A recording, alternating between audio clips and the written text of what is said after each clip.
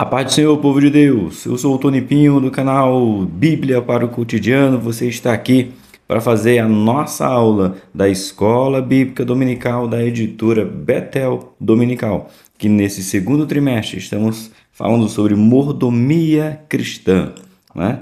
Aí, ó, a gratidão e fidelidade na administração dos recursos que Deus nos confiou. E o maior recurso que Deus nos confiou foi a nossa vida. E hoje nós vamos falar de um tempo, aliás, vamos falar de uma lição de um tempo bem oportuno. O cuidado com o lugar de adorar a Deus. Eu posso adorar a Deus em minha casa? Posso. Eu posso adorar a Deus na rua? Posso. Mas desde os primórdios, desde que nasceu, lá em Atos capítulo 2, a igreja, ou melhor dizendo, os apóstolos estavam reunidos em um só lugar. E para ter um só lugar para eles se reunirem, tinha que ter um espaço físico. Então, tem gente dizendo bem assim, a igreja é a invenção do homem. No tempo de Jesus não tinha igreja. Irmãos, calma. Bora primeiro começar por aqui. Vamos separar uma coisa de outra coisa. Vamos lá. No tempo de Jesus não existia o lugar chamado igreja, o templo. Ok? Fato indiscutível.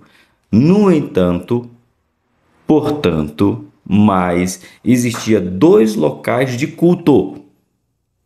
Dois locais de culto. Isso aí também é indiscutível. Qual era o primeiro lugar de culto? O templo. Sim, senhor. O templo. Aonde que Jesus foi apresentado? No templo. Aonde Jesus estava aos 12 anos com os mestres? No templo. Aonde Jesus foi lá e manifestou que era filho de Deus? No templo. E diversas passagens que Jesus ia ao templo. Ok? Esse é o primeiro. Estrutura. Estou falando de estrutura. Outra estrutura. Sinagoga.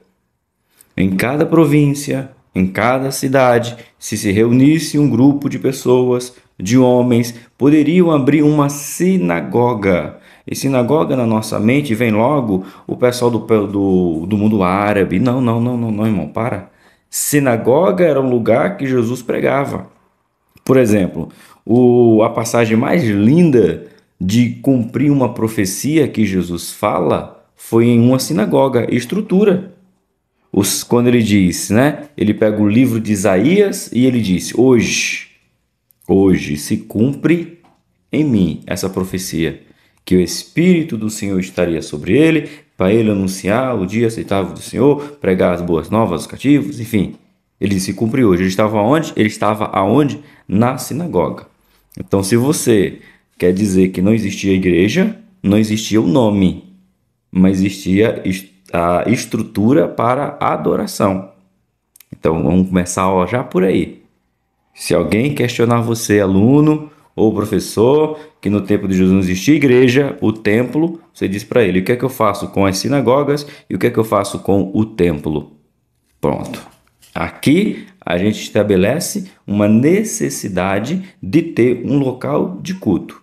Quando Jesus parte para a glória, nós temos o quê? Eles reunidos em um cenáculo, eles reunidos em um lugar que era simplesmente grande ou relativamente grande, dependendo da sua visão, mas cabia 120 pessoas adultas, no mínimo 120 adultos.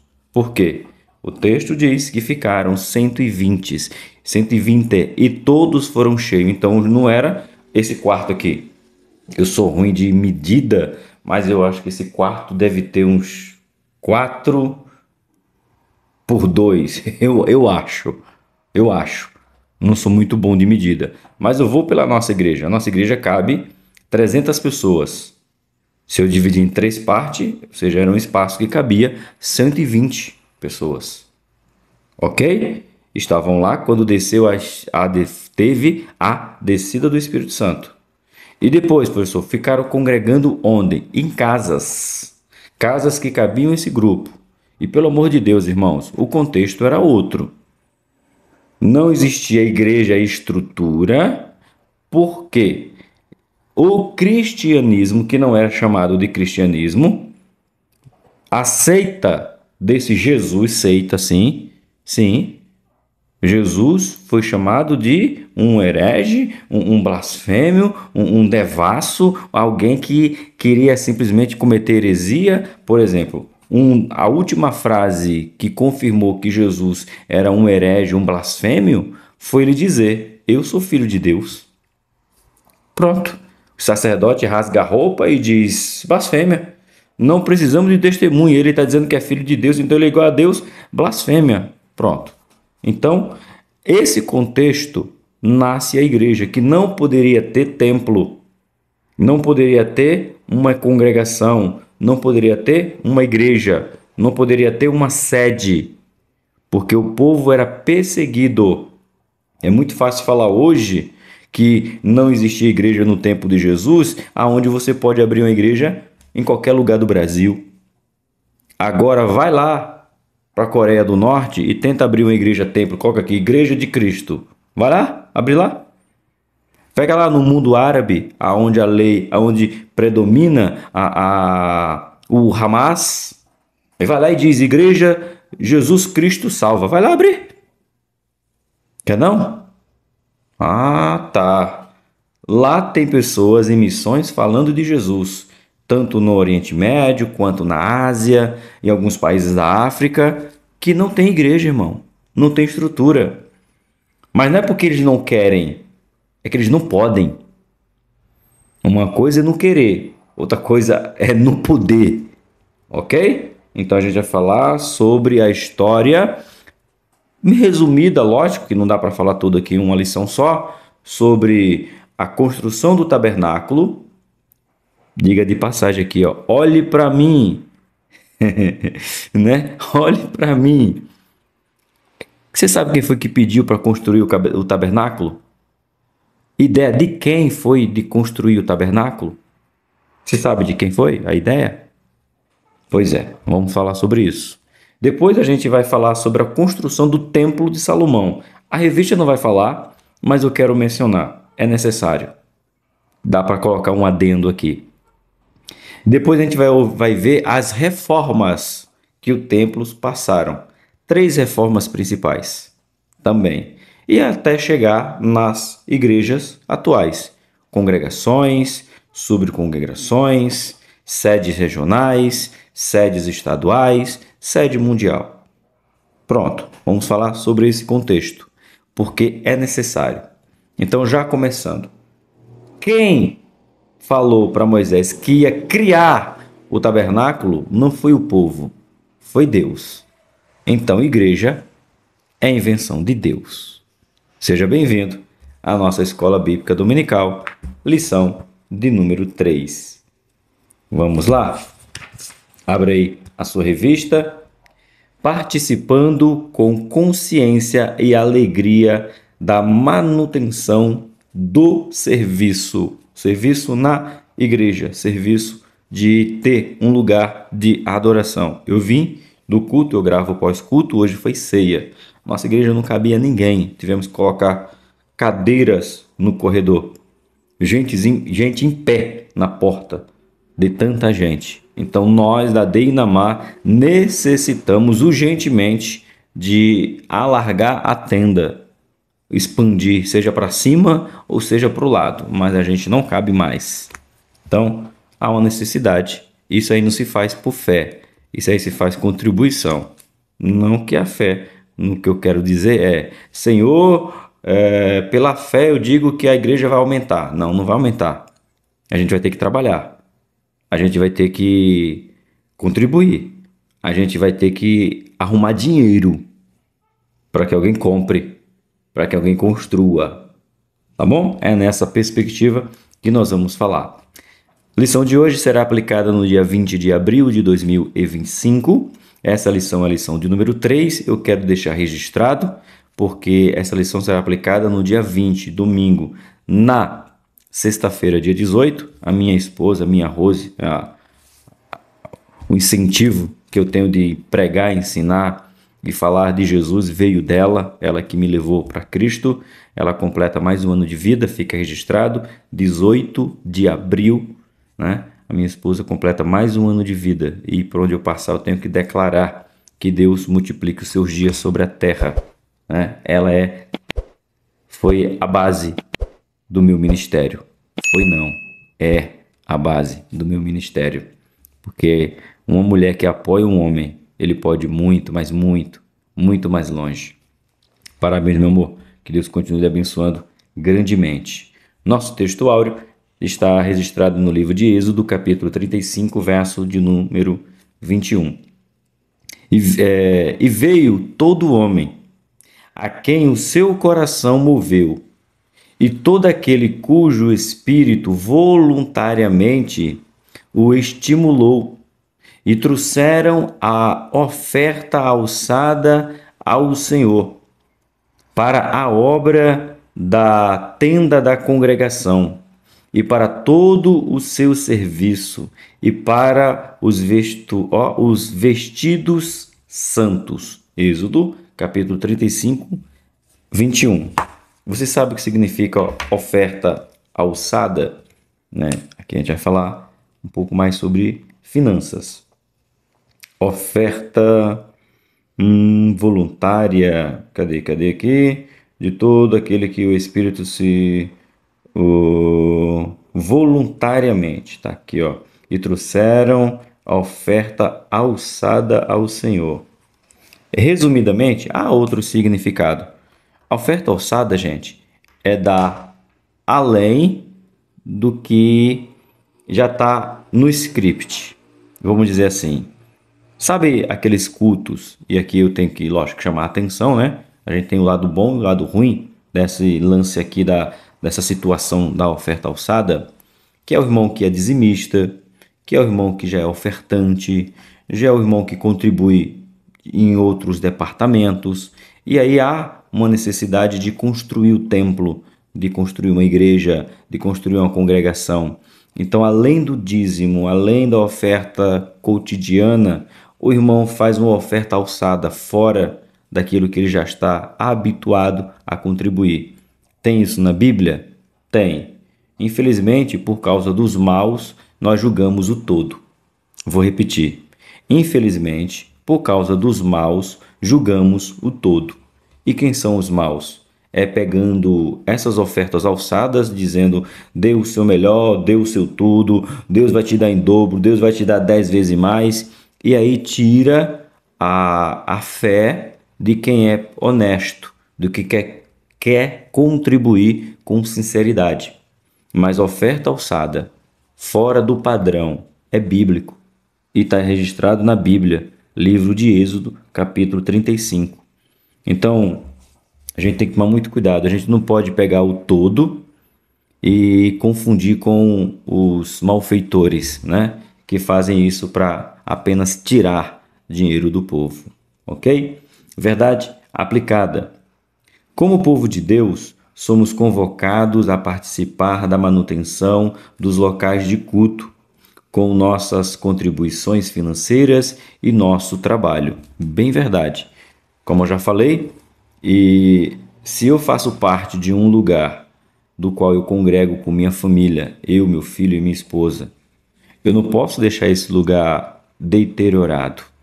Eu não posso deixar esse lugar com bancos rasgados, luzes queimadas, instalações precárias, sendo que eu vou lá para adorar o Deus que eu digo que é daquele lugar com a minha família e não tenho condições de contribuir.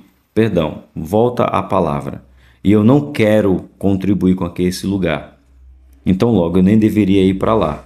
Desculpa se eu ofendo você, mas se você não contribui para adorar a Deus naquele lugar, você nem deveria ir lá. Agora preste atenção no que eu estou dizendo. Uma coisa é você não querer, outra coisa é você não poder. Há uma discrepância entre eu quero, mas não posso. A outra coisa é eu tenho, mas não quero. Então, digo eu que esse vídeo chegue para o Daniel Conrado, que é o meu pastor, para o Eli Marciano, que é o meu copastor. Um cidadão desse não deveria entrar na igreja, ele não deveria ser iluminado pela luz que é paga, ele não deveria tomar água pela água que é paga, ele não deveria sentar naquelas poltronas, naqueles bancos porque foi pago, ele não deveria escutar aquele som porque os instrumentos foram pagos. Ou seja, mas repito, uma coisa é você não poder, outra coisa é você não querer. Ok? Mas sempre tem os maus. Esse trimestre eu não vou falar dos maus. A gente está dando ibope demais para os maus, irmãos. Até o irmão comentou aqui, e ele colocou bem assim, eu não vou lembrar o seu comentário inteiro. Ele disse, parece que o senhor mudou a sua perspectiva sobre o dízimo. Será que o senhor foi para a salinha pastoral? Eu disse, não fui para a salinha pastoral. É que esse trimestre aqui, eu decidi não dar ibope para os maus. Eu vou falar dos bons.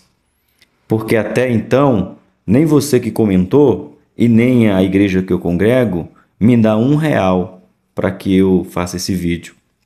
Eu sou autônomo, eu faço por conta.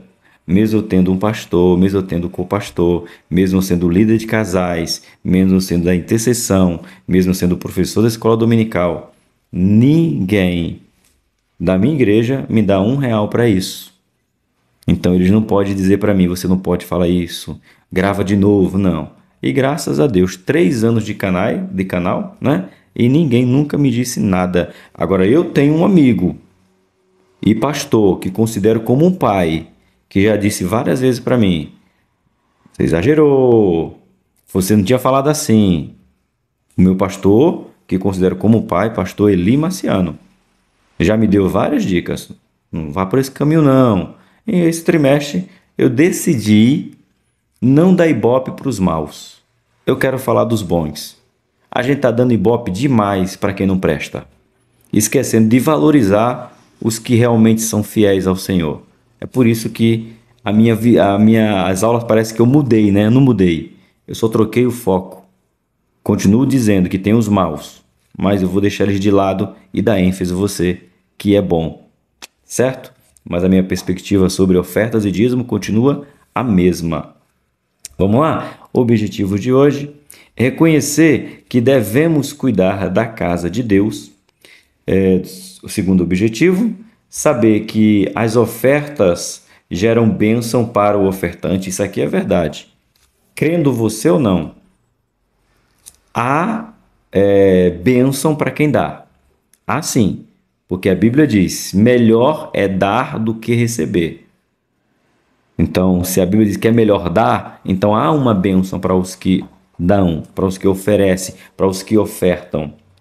E terceiro objetivo, né? Ressaltar que Deus honra os que o honram. E isso é verdadeiro, irmão. A honra, se você honrar Deus, Deus te honra também. Nosso texto áudio de hoje se encontra em 1 Crônicas, capítulo de número 29, do versículo 3 ao versículo 6. Escrito está. E ainda de minha própria vontade, para com a casa de meu Deus, o ouro e a prata particular que tenho demais eu dou para a casa do meu Deus. Afora tudo quanto tenho preparado para a casa do santuário.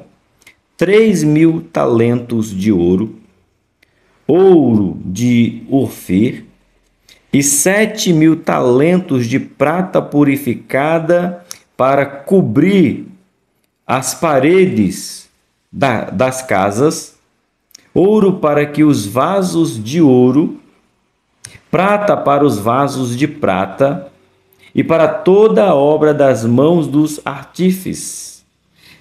Quem, pois, está disposto e enche a sua mão para ofertar hoje voluntariamente ao Senhor? É uma pergunta. Então, os chefes dos pais e os principais das tribos de Israel e os capitães, isso mesmo, dos milhares e dos centenas e até os capitães da obra do rei voluntariamente contribuíram. para que se fizesse, para que se restaurasse e para que se mantesse um lugar de adoração ao Senhor. Hinos sugeridos de hoje: 290, 291, 432. Louve e engrandeça ao Senhor. Motivo de oração de hoje: ore para que possamos confiar mais em Deus do que nas riquezas desta terra. Vamos orar? Soberano e eterno Deus, sou grato a Ti por mais essa oportunidade a mim concedida de poder dar essa aula, uma aula tão importante que é cuidar do lugar aonde nós vamos Te adorar, aonde nós vamos Te buscar, aonde nós compartilhamos a coinonia com os nossos irmãos.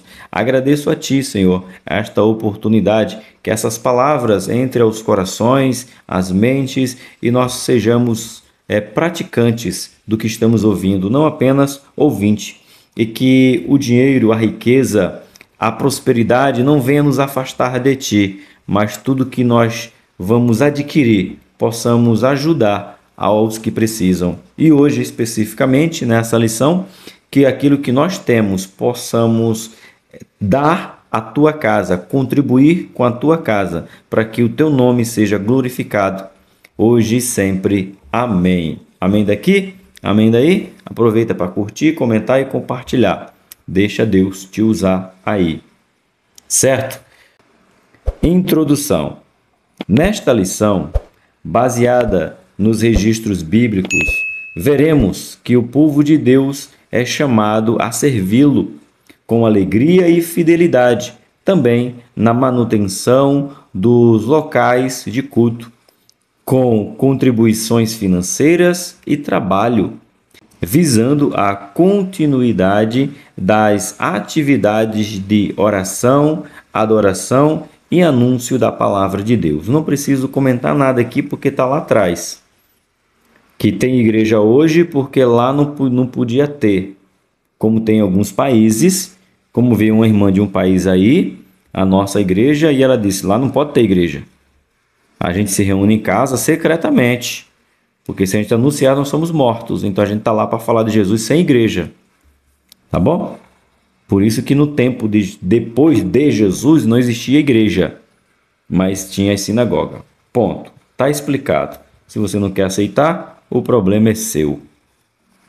A contribuição do tabernáculo. Vamos falar primeiro do tabernáculo? Diz assim: sempre foi propósito de Deus se relacionar com o seu povo. No livro de Êxodo, vemos que o Senhor Deus ordenou que fosse feito o tabernáculo, dizendo, e habitarei no meio deles. Ou seja, livro de Êxodo, capítulo de número 25, bora ver agora, verso de número 8. Está até marcado aqui, ó. E me farão um santuário, e habitarei no meio deles. Deus que pede. Façam um santuário. Quer contextualizar? Façam uma igreja, e eu habitarei no meio dela. Foi Deus que pediu. Estou contextualizando. Tabernáculo. Tabernáculo. Ok? Bora lá. E a nuvem cobriu o tabernáculo durante o dia, e o fogo estava sobre ele de noite, e a glória do Senhor encheu toda a congregação. Ou seja, depois que o tabernáculo estava pronto, Deus disse, eu vou provar que eu quero entrar aí, que eu que pedi e eu vou sustentar. A partir do verso 34, escute só. Se Deus vai ou não vai habitar no lugar que nós reservamos para Ele. Então a nuvem cobriu a tenda da congregação e a glória do Senhor encheu o tabernáculo, de maneira que Moisés não podia entrar na tenda da congregação, porquanto a nuvem ficava sobre ela e a glória do Senhor enchia o tabernáculo. Quando, pois, a nuvem se levantou de sobre o tabernáculo, então os filhos de Israel caminhavam em todas a sua jornada. É desse jeito. Deus quis habitar na tenda da congregação. E não foi diferente quando foi a inauguração do Templo de Salomão. Ele quis habitar lá. Eita glória! Ponto 1.1. Onde a glória de Deus se manifestava. Antes de o tabernáculo ser erguido, Moisés se encontrava com o Senhor na tenda da congregação, que era armada fora do arraial. Êxodo 33, do 7 ao 11. O tabernáculo foi erguido em pleno deserto para ser um local onde o povo desfrutaria de comunhão com Deus que desejava viver entre eles. Acrescenta-se essa observação que o tabernáculo trazia a atenção de todo o povo, porque a glória de Deus se manifestava de modo sublime naquele lugar. Deus nos criou para a sua glória, e o tabernáculo passou a ser o símbolo da sua presença entre o povo. Diante daquele esplendor, os israelitas ofertavam com alegria, ofertando até mais do que o necessário para a construção do tabernáculo. Sim, existia homens tão bons que eles deram tanto que Moisés disse, Moisés não, os coletores disseram, Moisés, Moisés, temos um problema, Moisés. E Moisés perguntou, e qual é o problema? Tem dinheiro demais, tem ouro demais, tem prata demais, tem vestes demais. Moisés, não precisamos, Moisés. Fala para o povo parar de dar, Moisés. Sim, existe gente boa e voluntária. Êxodo capítulo 36, versos 5 e 7. Versos 5 a 7, né? E falaram a Moisés dizendo, o povo traz muito mais do que basta para o serviço da obra que o Senhor ordenou se fizesse. Então mandou Moisés que fizessem passar uma voz pelo arraial, dizendo, nenhum homem, nenhuma mulher faça mais obra alguma para a oferta alçada no santuário. Assim o povo foi impedido de trazer mais, porque tinha material bastante para toda a obra que havia de se fazer e ainda soberjava. Moisés disse para o povo, basta, o povo entendeu que eles precisavam de um lugar para adorar a Deus. E ao ponto deles darem tanto que Moisés disse, não, fala para o povo, chega, ninguém vai doar mais nada, já é suficiente. Guardem, chega. Então é isso, irmão. Existe gente sincera pedindo oferta alçada para a obra de Deus e investindo nela. E temos que dar honra, temos que valorizar os que são verdadeiros, que se gastam e se deixam gastar. Eu vou dizer o fato porque eu não vou dizer o nome, mas o fato eu posso dizer. A nossa igreja, ou a parte de cima do nosso altar, passou por uma reforma. E a nossa medusa, que é aquele lugar onde vai todos os microfones, todos os cabos para a mesa, porque é longe, né, do púlpito para a mesa, ela queimou. E para fazer os cabos era muito caro, era R$ 1.700. Hoje o pastor falou, não vou falar o nome do moço, vou contar a bênção. Mas o pastor falou lá quem foi o moço, porque ele estava lá na galeria. E o pastor disse que era R$ 1.700 para arrumar. E pediu ajuda lá, porque foi um gasto inesperado, porque não estava na conta arrumar esse equipamento. Queimou na hora da reforma do púlpito. E esse moço procurou o pastor e disse, pastor, eu tenho um voto com Deus, eu vou pagar esses R$ 1.700 para consertar esse equipamento. Gente voluntária, tem. Então temos que aprender a valorizar os bons. Pois é, o pastor contou isso hoje para a gente. Então a gente nem sabia, mas ele contou que o irmão deu os R$ 1.700 e foi empregado na obra. Se nós escutamos o som que estamos escutando hoje, é porque alguém pagou por aquele equipamento que estava queimado. Senão a gente não estava com um som. Tá entendendo? Então valorize os que são verdadeiros. E Moisés valorizou os verdadeiros e disse: basta, não precisa mais, é suficiente. Tanto que o pastor não pediu dinheiro para a igreja. O pastor poderia ser malandro, esperto, né? O irmão, contribui para pagar o negócio. Mas o irmão não já pagou? Mas quem que sabia? Se o irmão só falou para o pastor.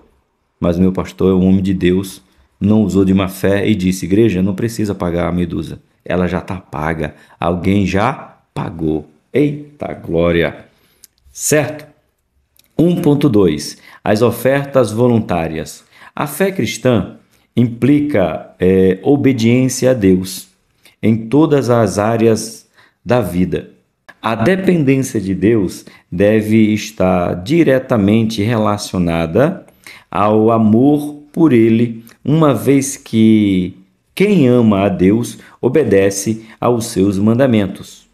Os israelitas obedeceram à ordem que Deus deu a Moisés para a construção do tabernáculo, participando daquele grande e belo projeto com ofertas voluntárias. As ofertas foram tantas que os artífices interromperam o trabalho para comunicar a Moisés que estava ocorrendo, que acabei de ler. Não dá mais, Moisés. Fala para o povo, chega.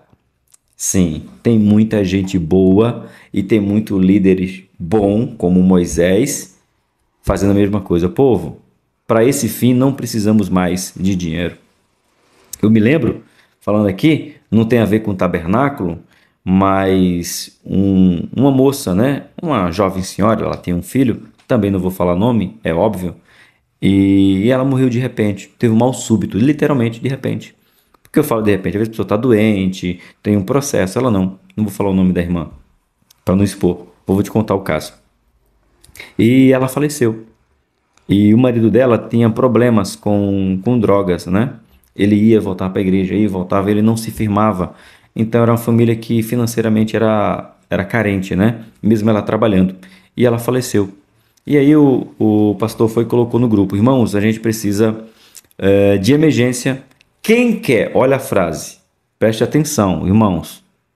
Quem quer contribuir para que a irmã tenha um velório, um lugar para que ela seja sepultada, velada? Os que quiserem, contribua. Está aqui o Pix da igreja. Irmãos, eu acho que foi 2 horas. Se eu tiver errado, depois o pastor Eli me diz, eu corrijo aqui. Mas eu acho que foi em 2 horas, irmãos. A igreja da Deinamar levantou aproximadamente R$ 4.000. Tanto que, olha só a honestidade. E quando o pastor se deu conta, na época o tesoureiro, o secretário, até meu amigo Flávio, até o Flávio, meu amigo, ele teve que entrar no grupo e fechar o grupo e dizer: chega, para, irmão, acabou, já deu. Já temos mais do que suficiente para comprar coroas, para comprar caixão, para fazer o translado. Chega, chega, chega. Tivemos que fechar, eles tiveram que fechar o grupo, porque o povo já tinha dado mais do que suficiente. E teve gente que, mesmo com o grupo fechado, ainda contribuiu voluntariamente para o sepultamento da irmã. E o pastor prestou conta. Irmão, tem gente boa demais, tem gente honesta dentro da igreja. O pastor pegou o relatório e disse: irmãos, eu não vou lembrar agora de números, tá? Irmãos, o velório da irmã, o caixão custou tanto, as coroas custou tanto, os papéis custaram tanto, a igreja contribuiu com tanto, sobrou tanto. Vamos estar pegando esse dinheiro e dando assistência para a família. Tá? Então veja, a gente parou e teve gente ainda no particular que estava mandando dinheiro para o secretário, para que ele desse para a irmã, e não havia mais necessidade. E foi comunicado: parem, tá no grupo, parem, não precisa mais. Então vamos valorizar os verdadeiros, vamos dar ênfase aos homens de Deus. E eu louvo a Deus que eu estou congregando na igreja que tem homens de Deus. Ponto 1.3. Alegria em contribuir. Sim, há uma alegria. Moisés recebeu a ordem de construir o tabernáculo, um lugar de culto a Deus. O povo hebreu compreendeu que ali seria a habitação de Deus entre eles. E toda manhã levava muitas ofertas voluntárias para a construção do santuário. Quando os artesãos perceberam que as ofertas excediam o necessário para a obra que o Senhor lhe ordenou que fizessem, eles comunicaram o fato a Moisés, que proibiu o povo de fazer a oferta, que já fizemos, mas a ênfase aqui é a alegria. Eu participei, eu contribuí para que eu pudesse estar aqui comigo, com eu e a minha família, adorando ao Senhor.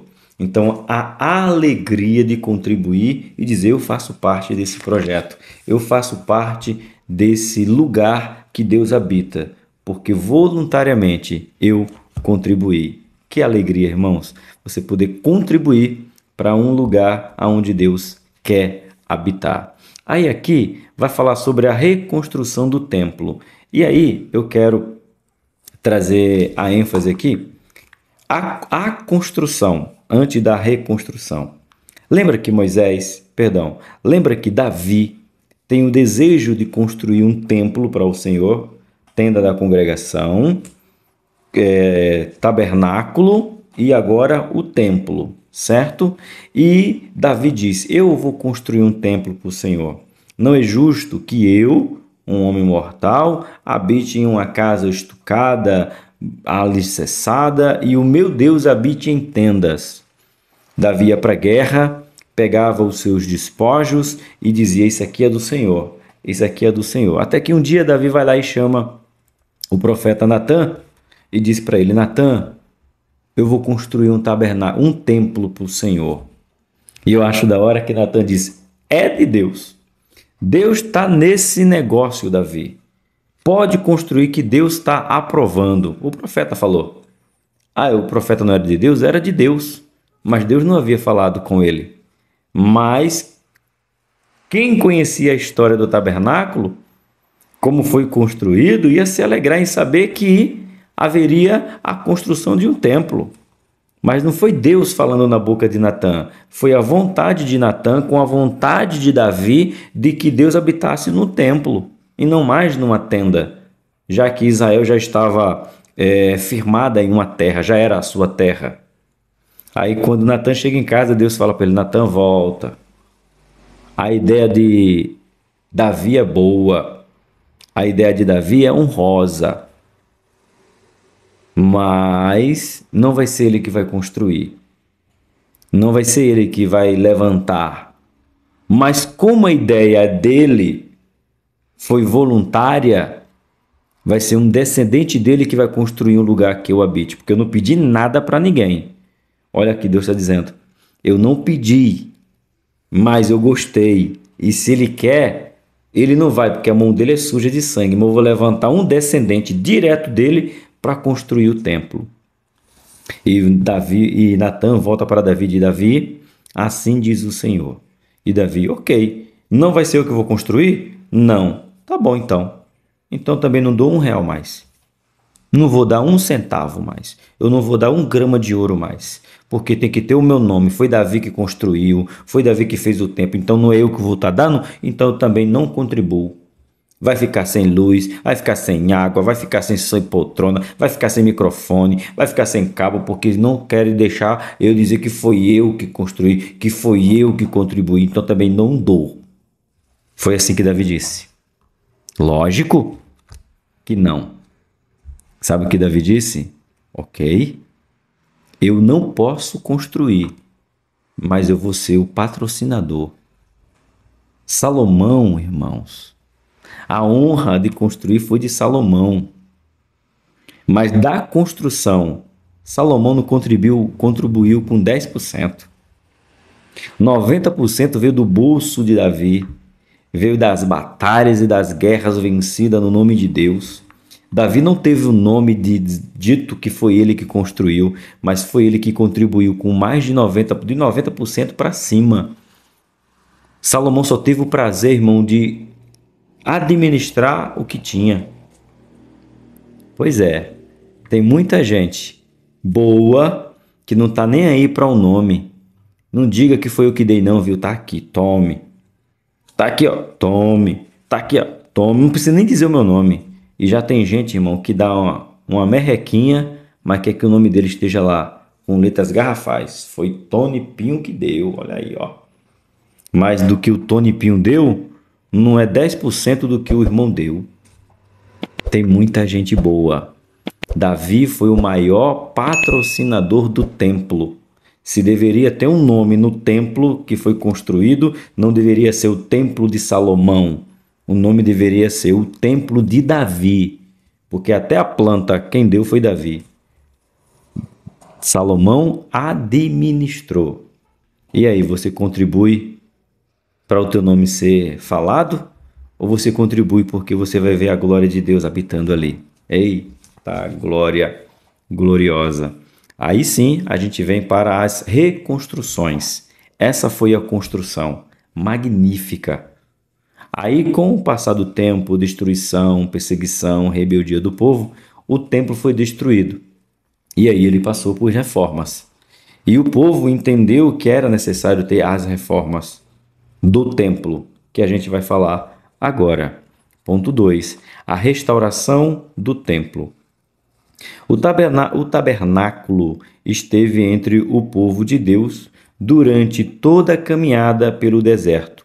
Anos mais tarde, foi substituído pelo majestoso templo, idealizado pelo rei Davi, edificado pelo seu filho Salomão. Segundo Crônicas, vamos ler?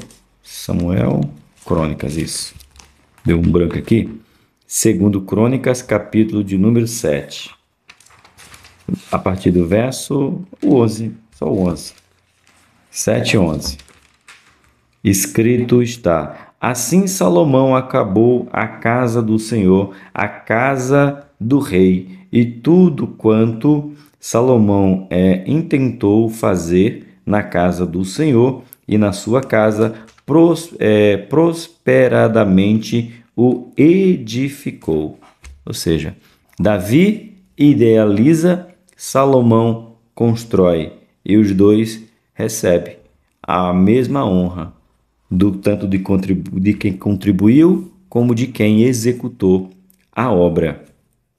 Com o passar do tempo, a construção foi se deteriorando e alguns reis de Judá, para preservar a verdadeira adoração, exortaram o povo a ofertar para a restauração do templo. E aqui, mais uma vez, uma palavra mal compreendida, principalmente por nós assembleanos, como somos.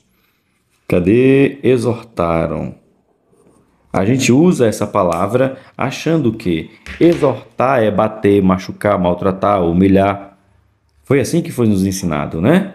Exortou, bateu. Não. Uma coisa, exortar não é isso. Você pode dar até um Google. Não quer acreditar em mim? Porque você aprendeu assim do seu pai, do seu bisavô, do seu tataravô? Você aprendeu assim, você acha que eu estou errado? Dá um Google. O que é exortar? Animar, colocar para cima, incentivar. Somente 3 palavras. Nada a ver com exortar. Exortar nunca foi maltratar. Quando a gente vê o texto aqui, ó, para preservar a verdadeira adoração, exortaram o povo de Deus, animaram, incentivaram. Sabe, bora, vamos juntos, é a casa do Senhor, merece toda a honra, merece toda a glória, merece o melhor. Bora, vocês são povo de Deus, vamos reconstruir. Isso, e não batendo, né? Não, foi animando, e o povo entendeu isso aí. 2.1. A restauração do templo nos dias do rei Joás. É o primeiro, veja lá. Joás, rei de Judá, viveu dias de prosperidade enquanto teve o sacerdote Joiada ao seu lado, pois o monarca não tinha habilidade para reinar por sua imaturidade. Capítulo Reis, 12:2. Antes, a adoração a Baal havia se intensificado entre os hebreus, de tal forma que não houve preocupação em manter a conservação do templo do Senhor, que estava em destroços. Vamos ver isso agora. Segundo Reis, capítulo 12. Vamos ver como é que estava a situação do templo majestoso que Salomão constrói. Segundo Reis, capítulo de número 12, verso de número... destroço, verso 5. Escrito está: o sacerdote os recebe cada um dos seus conhecidos, e eles reparam as fendas da casa, segundo toda a fenda que se achava nela, ou seja, na casa do Senhor. Estava deteriorando, que estava abrindo as fendas. Só que aí os sacerdotes começaram a se juntar para tampar essas brechas de dentro do muro, de dentro do templo, de dentro do pórtico. Ou seja, estava precisando, irmãos, e cada um foi tampar essas brechas, tá? No livro de 2 Crônicas, a partir do verso de número 12. Foi isso que eu li com vocês? Foi, verso 12. O rei Joás então estimulou o povo e os sacerdotes a coletar oferta para custear a reforma do templo e a renovar a aliança com Deus. E aqui a gente já leu, né? Que é o 2 Reis, tá aqui, ó, 2 Reis, capítulo 12, o 4 e o 5, tá bom? A gente vai ver ele dizendo: pegue todo o dinheiro, tragam a casa do Senhor e façam os reparos necessários. Pois se é a casa do Senhor, tem que ser bem cuidada. Certo? 2.2. Vamos para outra reconstrução. Essa foi, reforma.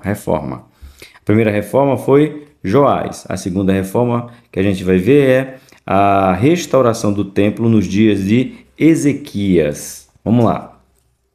Ezequias foi um dos melhores reis de Judá. No primeiro mês do seu reinado, Ezequias abriu as portas do pátio do templo e mandou consertá-las. Diferentemente de seu perverso pai, o rei Acais, Ezequias procurou seguir os caminhos de Davi. Ele se esforçou para eliminar a idolatria do meio do povo, procurando fazer o que era reto e justo aos olhos do Senhor. Ezequias estabeleceu o verdadeiro culto em Israel, tendo o cuidado de reunir os sacerdotes, os levitas, para propor uma nova aliança com Deus. Ezequias fez importantes reformas no culto e na adoração a Deus. Isso provocou um grande avivamento entre os israelitas. Vamos ver aqui? 2 Crônicas, capítulo 29 agora. 29, a leitura é um tanto grande, então a gente vai ler só alguns versos, tá? 29 é do 20 ao 36. Então a gente vai ver um pouquinho aqui, ó. Vamos lá. Tinha Ezequias, 29, do 20, a partir do 20. Aqui, ó. Então o rei Ezequias se levantou de madrugada e ajuntou os maiorais da cidade e subiu à casa do Senhor. E trouxe 7 novilhos e 7 carneiros e 7 cordeiros e 7 bois para sacrificar, sacrifício esporádico. E pelo rei e pelo santuário e por Judá, Ezequias disse aos filhos de Arão e os sacerdotes que os oferecesse sobre o altar do Senhor.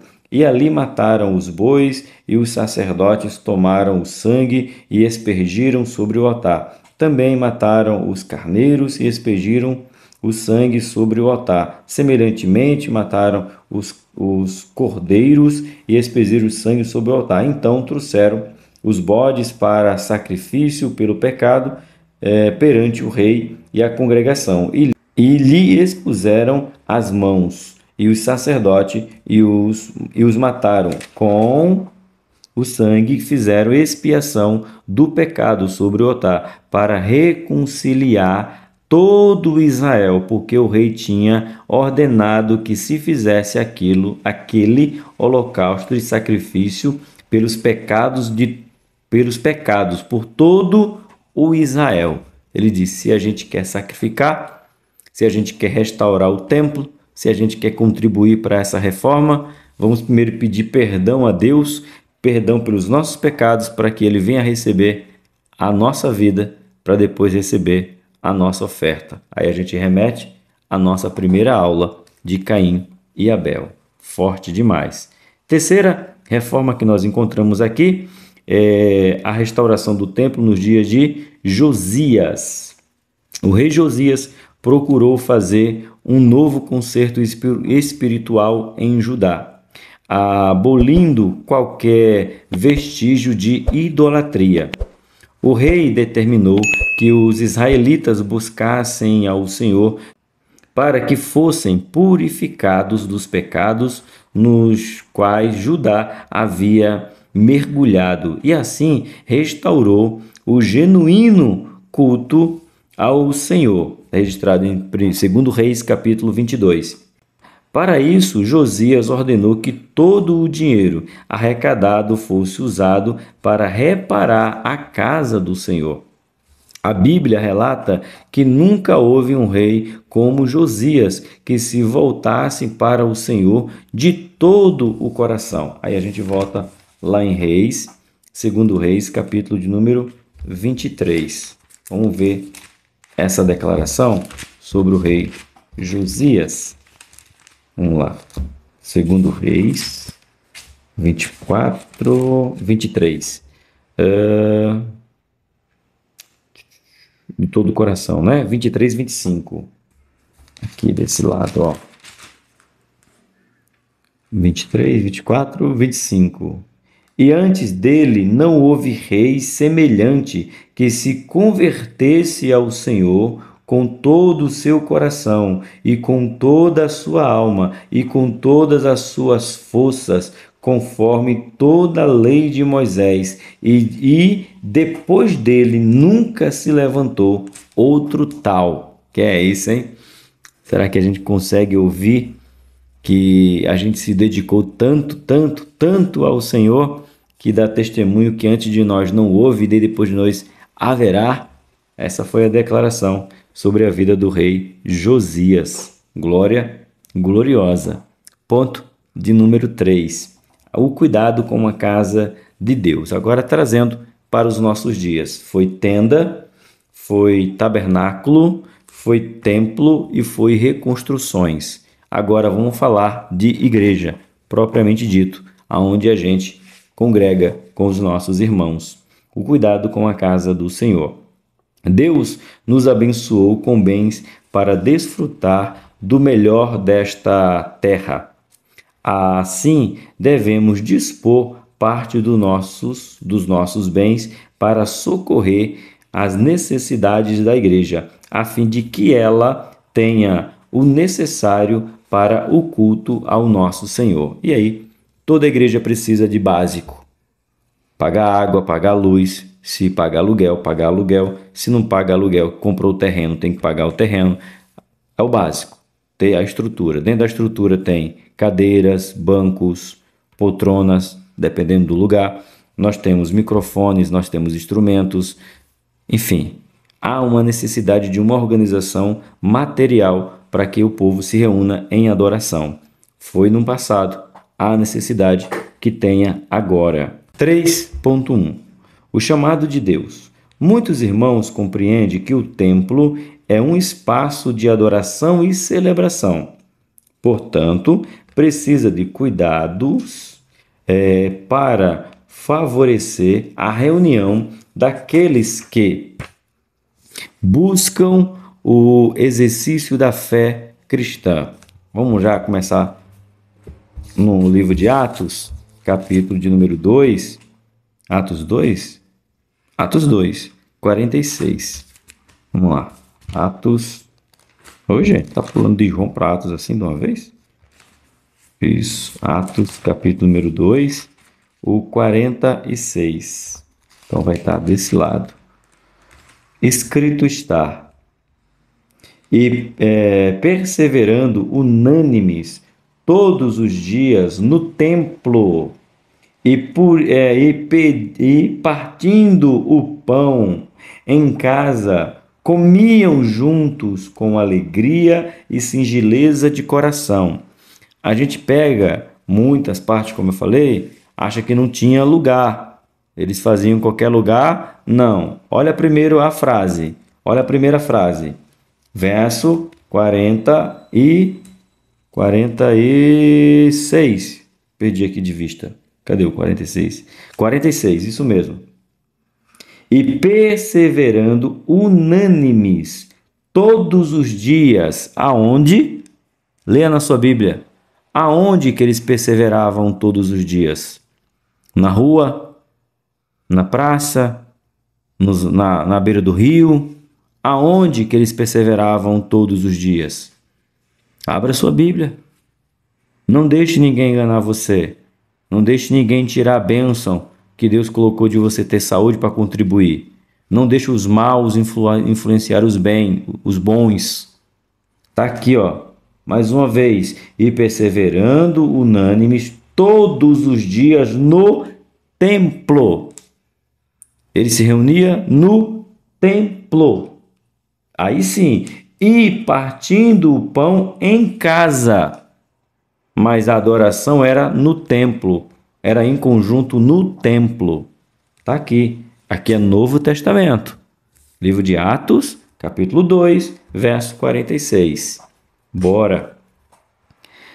As reformas nas congregações são importantes para oferecer aos frequentadores conforto e segurança. Os prédios devem ser mantidos em excelente estado de conservação. E isso envolve desde a parte espiritual até a manutenção do telhado. Esse cuidado evita problemas na integridade do espaço físico da igreja e assegura segurança aos fiéis e visitantes. Por isso, o Senhor nos convoca a abrir o coração e nos libertar da avareza e do egoísmo. Então, se eu estou lá para congregar com os meus irmãos e é lá que eu digo que Deus se manifesta, nada melhor do que Deus se manifestar, descer com a sua glória num lugar cuidado, num lugar limpo, cheiroso e bonito. 3.2. Devemos honrar a Deus com os nossos bens. Já falamos, ou foi na lição 2 ou foi na lição 1, mas eu acho que foi na lição 2 que a gente falou sobre esse tema. Ouça, honrar a Deus com os nossos bens é um privilégio. O reino de Deus trabalha por princípios instituídos pelo Senhor, e um deles é: aos que me honram, honrarei. Quando honramos a Deus, expressamos gratidão, consciência de que tudo pertence a Ele e confiança em sua provisão diária. Essa honra está em coisas simples como ofertar para a manutenção ou reforma da igreja. Na certeza de que o Senhor Deus zela por nós, devemos ser zelosos pelo templo onde nos reunimos para adorá-lo e anunciar a sua palavra. É lá. Então, honremos nós o templo que nós estamos, porque Deus habita lá. Então, mais uma vez, seja você a pessoa boa que honra o lugar que Deus está. Não seja você a pessoa má que usufrui do que os outros estão dando. Isso aí é o verdadeiro ladrão. Tem gente que fala, o pastor é ladrão. E você não é ladrão, não? Usufruindo daquilo que você não contribuiu? Que é esse aí, tá? Beba água, professor, que você está pegando pesado. Mas também 1 hora de aula eu posso, né?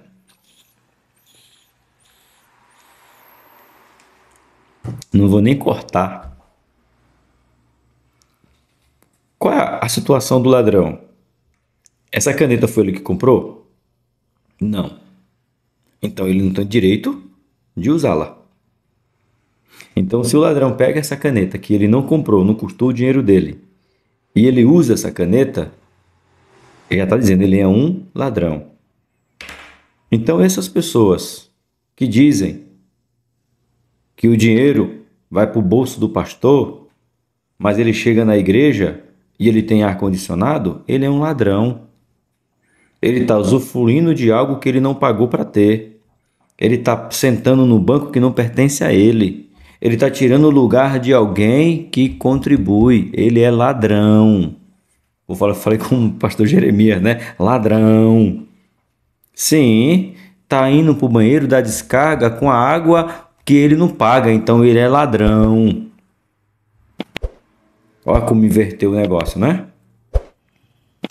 Então, que você não seja um ladrão do benefício alheio.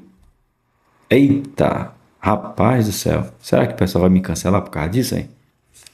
Dentro da igreja tem ladrões, pastor? Professor Tony, que não contribui com nada e usa de tudo? Tem, tá assim, ó. Mas eu quero dar ênfase a quem dá.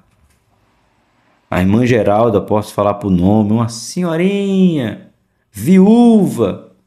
E a gente foi lá fazer a reforma da casa dela. Eu fui.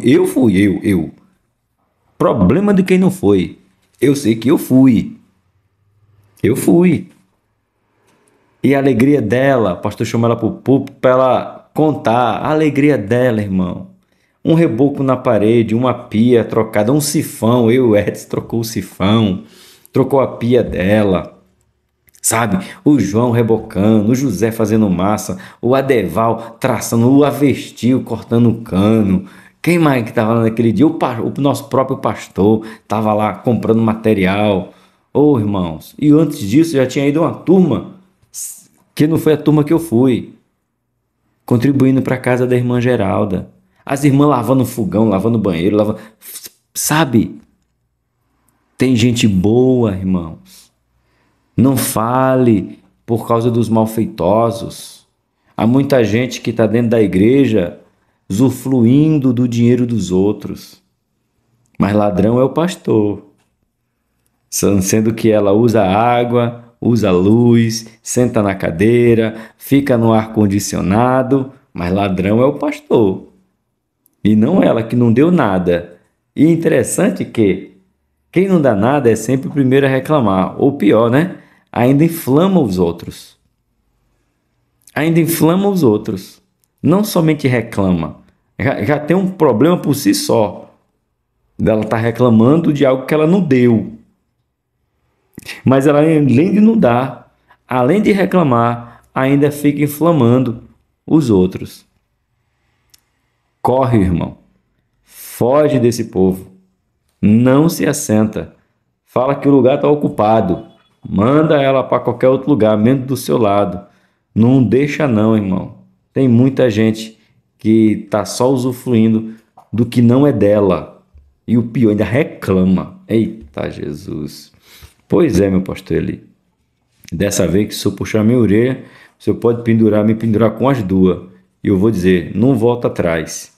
Tem muito ladrão dentro da igreja e não é o pastor. É ladrão que rouba, que usufrui daquilo que os dizimistas e ofertantes deram. Pronto. Vamos para o ponto número 3, nos caminhando já para o final. Ó. O cuidado com a casa de Deus reflete quem somos. Eita, aí pronto, aí que eu posso chamar de ladrão mesmo. Se baseado no texto que escrito está, cuidado com a casa de Deus reflete quem nós somos. Então, se nós não cuidamos, só usufruímos, quem nós somos? Eu sou ofertante, eu sou dizimista, eu sou ofertante voluntário, não apenas com dinheiro, mas com obra. Quem é você?